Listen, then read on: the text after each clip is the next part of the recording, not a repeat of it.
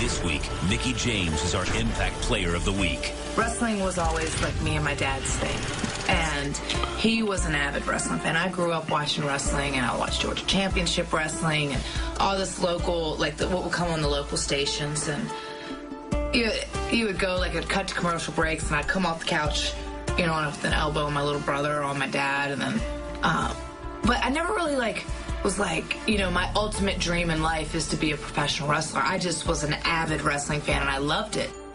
Being as competitive as I am, I've, you know, certainly tried my best to become the best. And not just, you know, better than any girl, but better than any guy.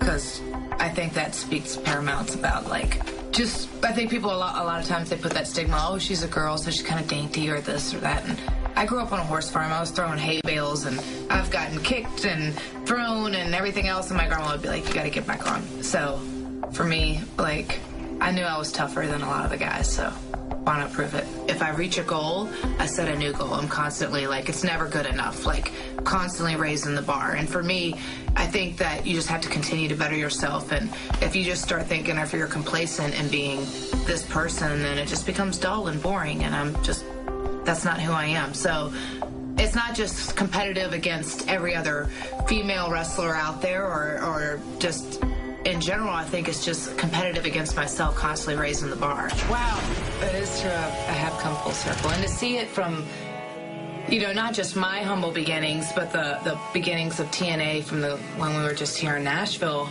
and to grow into what it has become, I think is really something special. And for me to be able to come back and join TNA and become a part of it when it has blown up to be so big, I know that I have something to offer and to bring to TNA, and now TNA also has something different from before, that they, like, when they would gave me my start and get me this opening where I was out there and people were just getting to know who Mickie James was, and now I'm coming back and people know what TNA is. People know who Mickie James is. The biggest rush that you get is standing out in front of that curtain, and then when they hit your music and you just hear the roar of the crowd. I mean, there's no thrill. It's like when you come through there and you can hear, like, that energy just, it fuels me.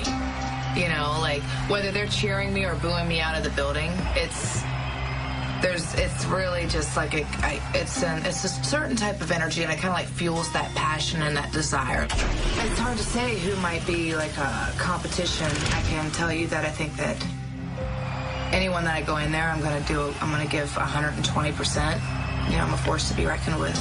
You know, there's only one Mickie James, that's for sure. One person who I know probably has it out for me, and who's probably not my biggest fan, nor am I her biggest fan, is Tara. So I can't wait to see her again.